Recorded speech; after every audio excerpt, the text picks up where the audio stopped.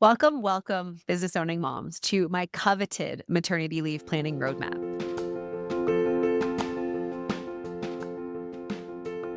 We are talking about boundaries today. So turn up the volume, get out on a walk, go do something that you really like, because this is going to be a straightforward and sort of tough lovish type of episode. Because I don't know about y'all. I struggle with boundaries. I still do to this day. I used to struggle quite a bit more with it after I put in some systems for how I set boundaries for the quarter. I usually do this once a quarter. And I think it's really helpful to especially share. I have an executive assistant, and I always tell her, hey, listen, this is what I am focused on for this quarter. Here are the boundaries I'm setting, the things I say yes immediately to, the things I say maybe to, like we'll have a case by case basis conversation, and the things are an absolute no for me in the season. And it's funny because sometimes things that are an absolute no in the season end up becoming like absolute no's forever, but we don't know how it's going to work yet. And so here is my permission to you, if you've needed it, if you felt like you've struggled to give yourself permission to start to set some boundaries. And you can do this before you take maternity leave. I actually recommend doing it about a month out. So, see the front load fallacy episode that I talked about a couple episodes ago. You can really start to do this like 1 month before you expect baby to come. So for the last month of your pregnancy, you can sort of do it now. I mean, having boundaries and allowing people to see those and respect those is something that I personally believe is a very undervalued part of business ownership and motherhood. So I'm going to talk about 5 boundaries that you can keep to save your sanity in maternity leave. And so these are going to be really specific.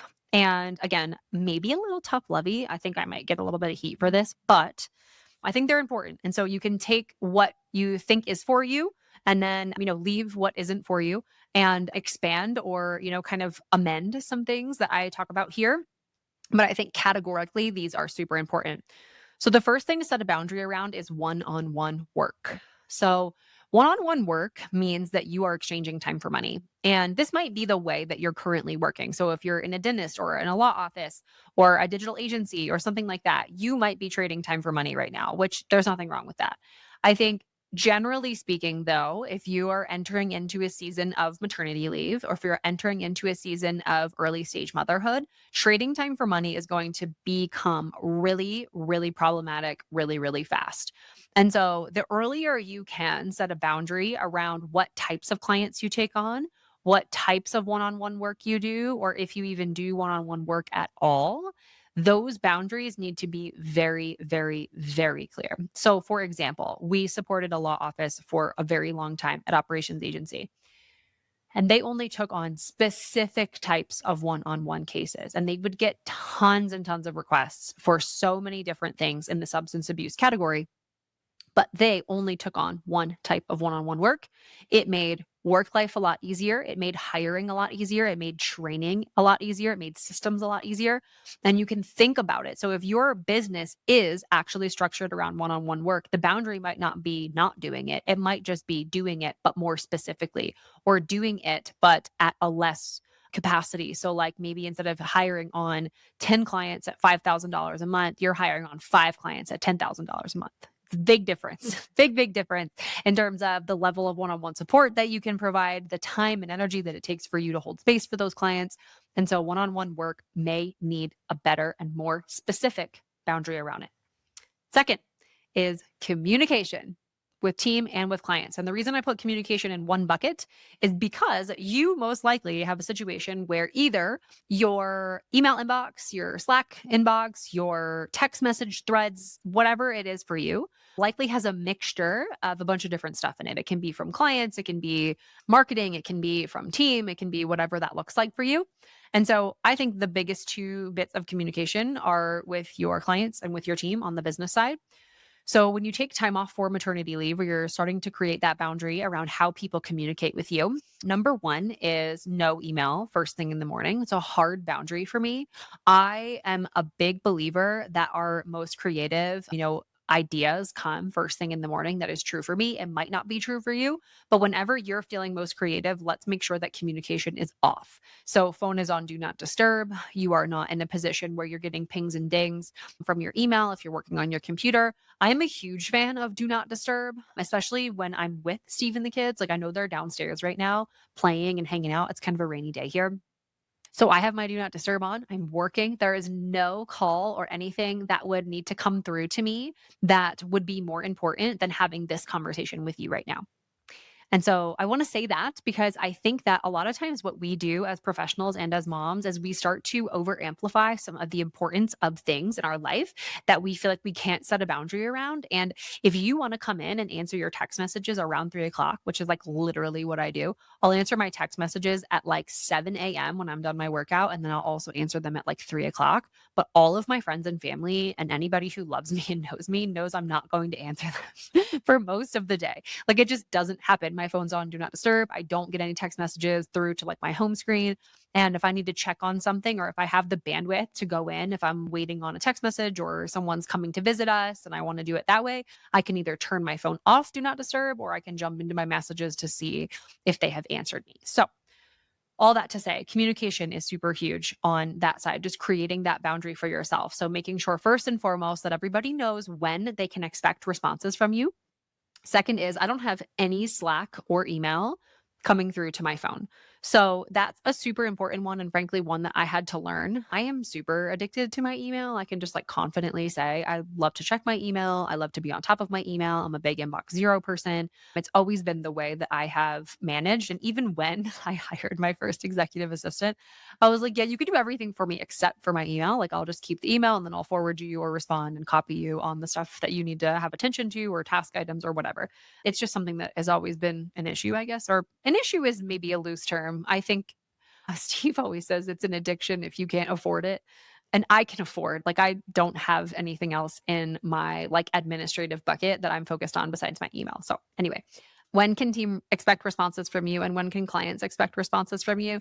I'm a huge fan, especially during maternity leave, of outsourcing or delegating all of client communication, making sure that somebody understands how to update clients on projects, how to keep people moving in your programs without you needing to necessarily be the one who's like at the helm of all communication.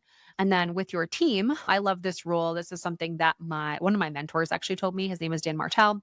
He says that there is a 1-3-1 rule when his team comes to talk with him about something inside of the business.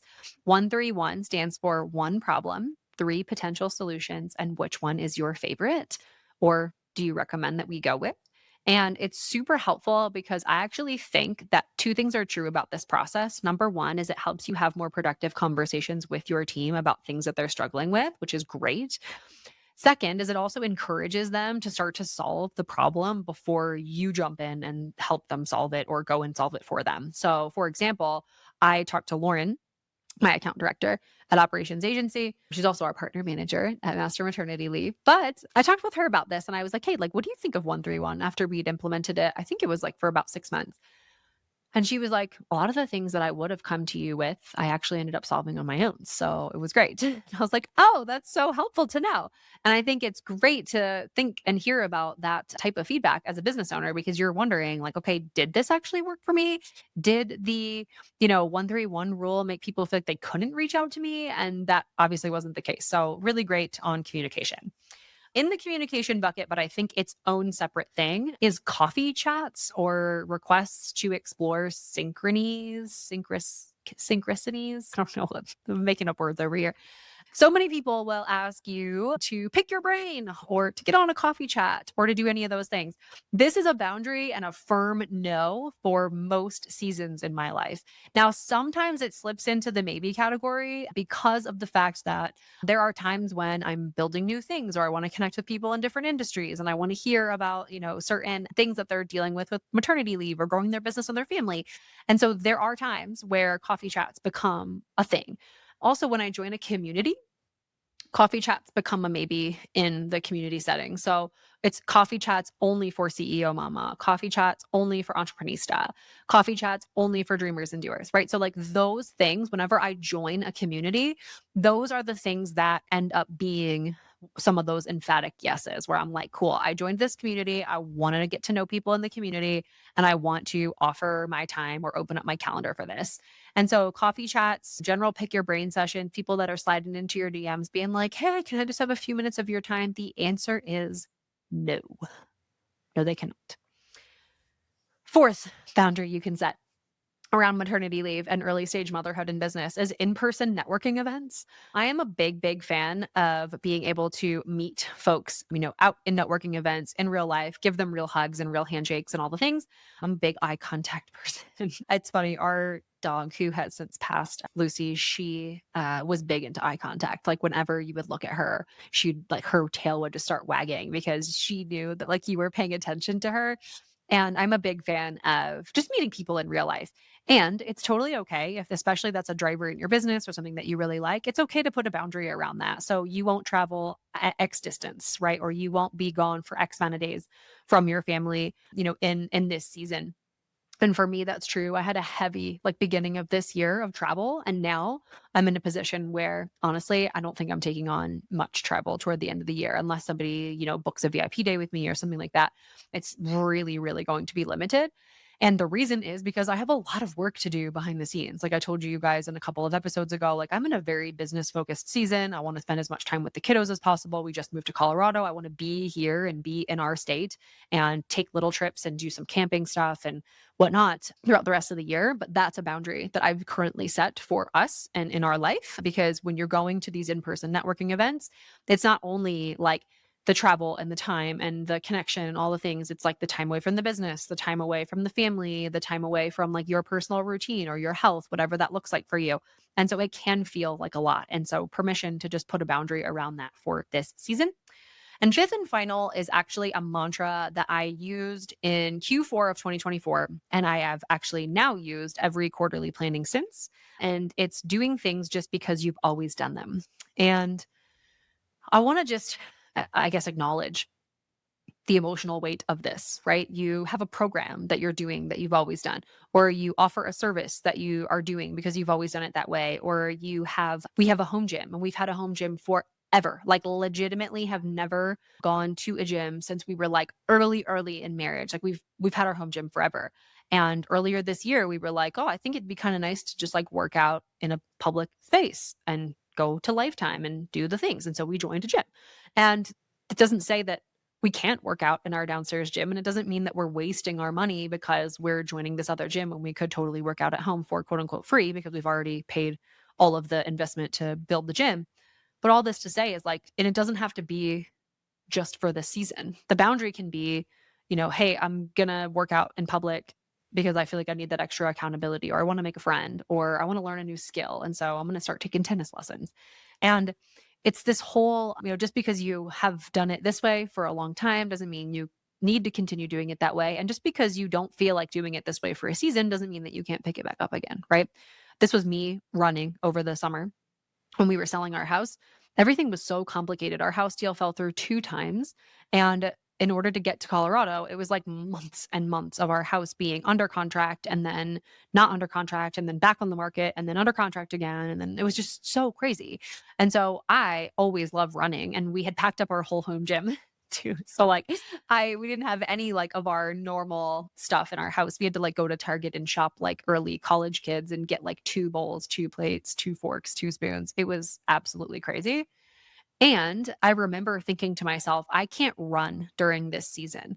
I remembered it because I would go for runs, and instead of relaxing me, I felt like it was always go, go, go the whole day, every single day.